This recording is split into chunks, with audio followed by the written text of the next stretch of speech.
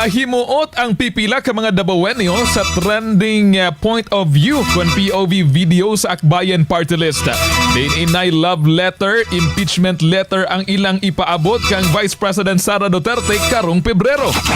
Daling nakawa og libuan ka mga haha reactions o gibaha og lain-laing mga bugal-bugal nga komento ang isgutan nga social media post. Sa komento ni Julius Cyrus Busog sa DXDC 621 RM and Davao Facebook page, iyang gibutsag nga nagasayang-sayang ramatod pa sila og papel sa ilang mga dokumento. Sa komento sab ni Jenny Lardin na Ordovesa nga gipang ango-ango na matod pa ang Akbayan Partylist sa ilang gihimo. Samtang sa reaction sab sa netizen nga si Nas Danis Jeyo, nahimuot siya sa ilang pagkadespirado tungod sa maong lakang. Nasayrang kinina ang ikaduhang impeachment complaint kay gifile Batok kang Vice President Sara karong 2026.